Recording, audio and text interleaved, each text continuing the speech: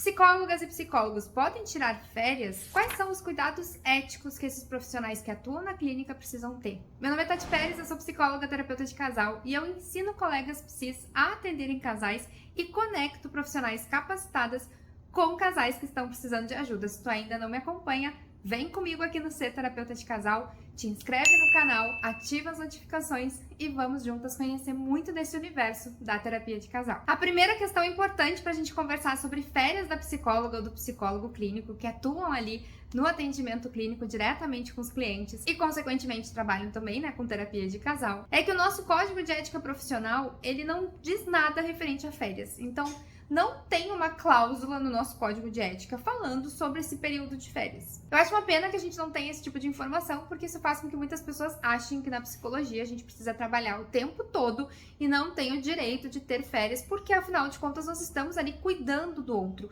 E existe essa preocupação do cuidar do outro, de quem está na clínica com a gente. Agora a gente precisa entender que sim, psicólogas e psicólogos não só podem, como devem tirar férias. Afinal de contas, assim como todo trabalho, estar ali atuando todos os dias é algo cansativo e que exige descanso, exige uma pausa, exige um momento de autocuidado. É muito estranho a gente pensar que na psicologia a gente fala muito sobre o autocuidado do outro e às vezes esquece sobre o autocuidado da própria psicóloga, do próprio psicólogo. Agora, apesar de sim, psicólogas e psicólogos poderem tirar férias, quais são os cuidados que a gente precisa ter, quais são os cuidados recomendáveis que o profissional que atua na clínica tenha com os seus clientes? Afinal de contas, a gente está falando de um atendimento, de um trabalho que exige esse cuidado com as pessoas que estão ali com a gente. O primeiro ponto é avisar com antecedência. Então, por exemplo, esse ano eu já estou saindo para minha segunda férias. Eu tirei férias em março, quando eu fiz uma viagem para a Índia, e eu não conseguiria atender os casais, ao mesmo tempo que eu estaria viajando. E aqui é importante a gente diferenciar o que são férias e o que são viagens da profissional. Porque eu, por exemplo, já fiz viagens para o Uruguai, para a Argentina, para a Inglaterra e não deixei de atender. Só adaptei ali, me adaptei, na verdade, com os horários que eu teria que estar em atendimento. Esse não é o tema desse vídeo, a gente pode deixar para um outro vídeo, caso vocês tenham interesse, deixem aí nos comentários. Quero saber sobre como ser uma psicóloga viajante ou algo nesse sentido. Mas eu acho bacana, já deixar esse parênteses para vocês. Eu estou falando de férias no sentido de estou indo viajar, não vou fazer atendimentos àqueles casais e àqueles clientes. E nesse sentido, voltando para o ponto 1, que é avisar com antecedência, é importante que a gente possa avisar os nossos clientes com antecedência antes de iniciar as nossas férias. Então, não vai fazer aquilo de saio de férias semana que vem, saio de férias amanhã e vou avisar hoje os clientes. Não, avise com antecedência. E eu entendo que essa antecedência é entre 15 dias, o mais tardar, e um mês. De preferência, com um mês de antecedência, já faça esse aviso. E por que avisar com bastante antecedência? Eu gosto de avisar um mês antes ou já ir falando e preparando as pessoas ao longo do ano. Então, por exemplo, quando eu voltei da Índia em abril, eu fui em março, voltei em abril, eu já sabia que eu faria essa viagem para o Egito em setembro. Então, as pessoas que já estavam comigo, quando eu retornei, eu já comentei com eles, As pessoas sempre perguntam como é que foi a viagem e tal, foi ótima e tudo mais. E, inclusive, em setembro farei outra viagem, Não é algo pra gente se preocupar agora, mas já comentei, já mencionei, para que eles já tivessem ali essa informação preparada e guardadinha. Mas, obviamente, a gente não precisa avisar com 6 meses de antecedência. A gente pode avisar com 15 dias ou mês de antecedência, como eu falei antes. E eu gosto de avisar com um mês de antecedência, por quê? Porque acontece um certo fenômeno quando a gente avisa que vai sair de férias. Sempre que a terapeuta, que a psicóloga avisa que vai sair de férias, o casal tem algum probleminha, tem alguma rixa, tem alguma recaída, tem alguma situação de crise. É curioso como isso acontece, é como se as pessoas automaticamente tivessem a sensação de que elas não estão preparadas para ficar tanto tempo sem o acompanhamento psicológico. E aí alguma coisa tende a acontecer. Se a gente avisa muito em cima da hora da viagem, acaba que a gente viaja com uma sensação ruim, porque a pessoa fica com a sensação ruim também, de ser abandonada, entre aspas, naquele momento. A gente não está abandonando, muito pelo contrário, no meu entendimento, quando nós saímos de férias, a gente está dizendo para os nossos clientes que a gente confia neles, que a gente sabe que eles são capazes de cuidar da sua saúde mental, mesmo sem o atendimento semanal ali com a gente. E acaba acontecendo, então, essa recaída, digamos assim, ou situações mais difíceis de enfrentar no momento que a gente comunica, porque é natural que a pessoa sinta muitas vezes essa insegurança de ficar sem o acompanhamento. Avisar com antecedência, então, é importante para que a gente possa preparar os clientes nesse caminho, e mesmo que eles tenham esse momento, né, de recaída ou uma situação de crise, quando a gente avisa com antecedência, dá tempo da gente ajudá-los a passar por esse período, por esse momento difícil, e depois, quando a gente estiver indo viajar, eles já estarão bem. Um segundo cuidado que a gente precisa ter é entender que cada caso é um caso. E o que eu quero dizer com isso? Existem algumas pessoas, alguns casos, alguns casais, alguns pacientes que a gente vai estar acompanhando, que eles não vão precisar de tanto monitoramento, ou que eles não vão precisar, né, que a gente fique tão preocupadas com eles no momento que a gente sai de férias. Já outros, talvez precisem de um cuidado maior.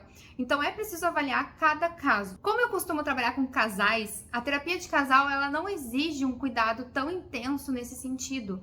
Porque no trabalho com casais, a gente tem 2 pessoas ali em atendimento. Geralmente, essas pessoas também têm os seus atendimentos individuais. E mesmo que elas não tenham, elas têm ali uma outra para se apoiar durante esse período que nós estamos, né, de férias. E é importante que a gente prepare o cliente para esse período. Afinal de contas, cada caso é um caso.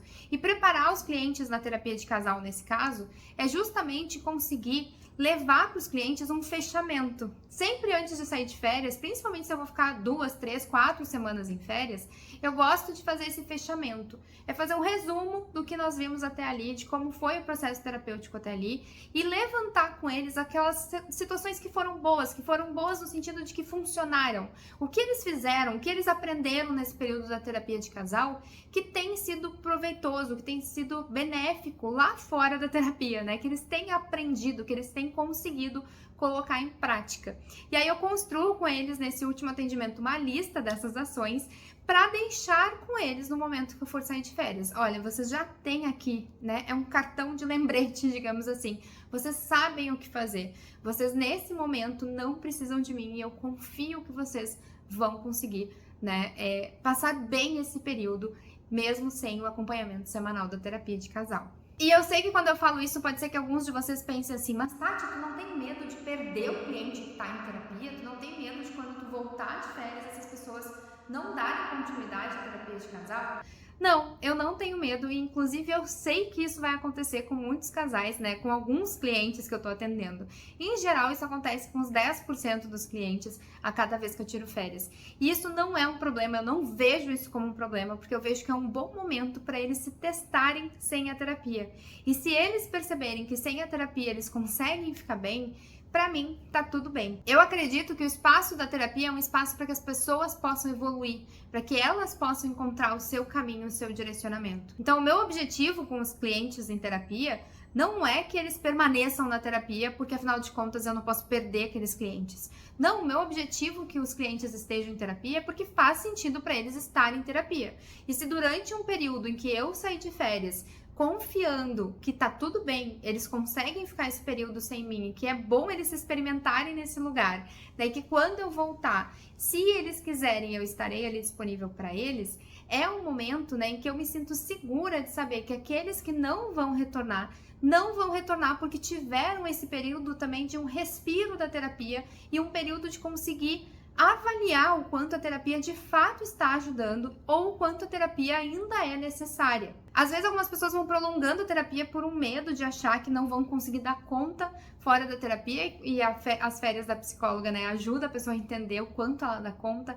Algumas outras pessoas já, principalmente na terapia de casal, acontece muito isso, né, de daqui a pouco o casal já não tá muito ajustado ali no processo terapêutico, tá com muita dificuldade e daqui a pouco essas férias fazem com que eles percebam que eles não estão prontos para uma terapia de casal e que eles precisam, de repente, ter terapias individuais antes. Enfim, são muitas as coisas que podem acontecer para que esses clientes, né, acabem não retornando depois das férias da terapeuta.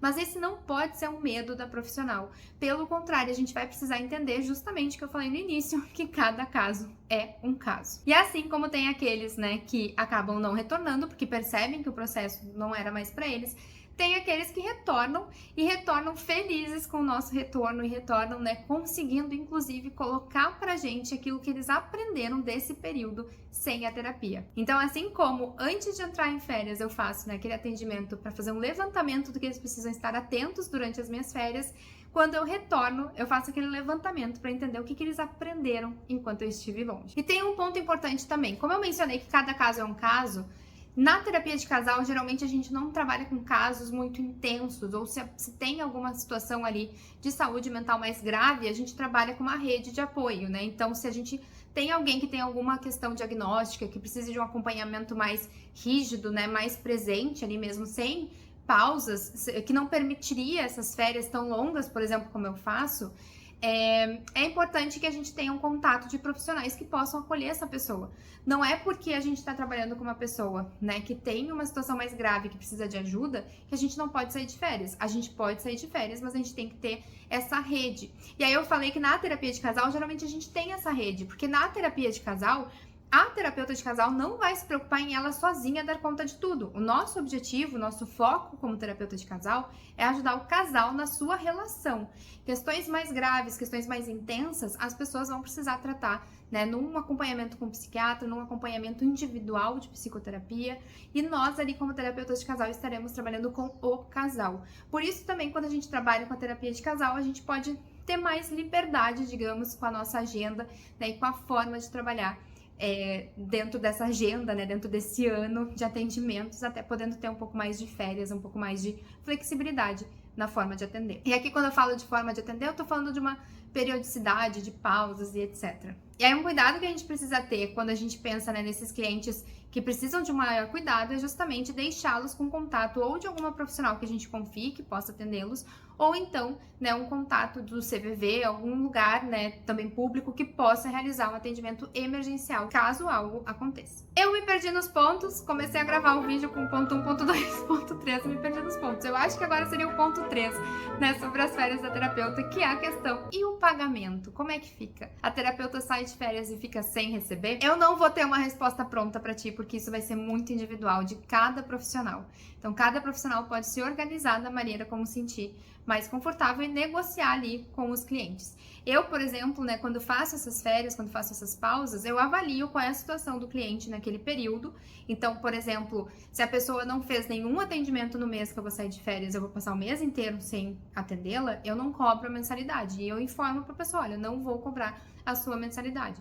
Agora, se a gente realizou, né, 2 atendimentos dentro daquele mês, eu não vou cobrar a mensalidade inteira, eu cobro metade da mensalidade. E dependendo da situação da pessoa, então, vou cobrar o atendimento inteiro, né, porque vai variar de cada situação. Mas essa escolha por não cobrar a mensalidade de forma inteira, e eu trabalho, né, no formato de mensalidade, não no formato de sessão, quem trabalha no formato, né, de pagar a cada sessão fica mais fácil, porque, bom, eu vou sair de férias, a pessoa não vai ter o atendimento, então, consequentemente, né, ela não vai pagar por aquele atendimento que ela não vai ter, porque eu estarei em férias. Mas no formato de mensalidade, eu gosto de fazer essa avaliação, essa análise e combinar com as pessoas. Agora, quando os clientes saem de férias, eles pagam a mensalidade inteira. E esse é um ponto que eu comentei que não tem uma resposta pronta, porque vai variar do teu jeito de atender, né? Vai variar se tu trabalha com mensalidade, se não trabalha com mensalidade, do acordo que tu fez com os clientes em terapia, do contrato que tu tem com eles. Então, cada caso é um caso também nessa situação, pensando, né, na postura da terapeuta. E por fim, eu quero finalizar com um ponto que eu acho bem importante, que é o 4º ponto sobre a data das férias. Como escolher as datas das férias? Eu, Tati, não sou muito criteriosa com isso. Inclusive, eu não costumo sair de férias janeiro, fevereiro. Eu gosto de sair de férias março, abril, enfim. Eu tenho um privilégio na minha vida de não precisar, né, limitar as minhas férias às férias escolares, por exemplo, algo nesse sentido.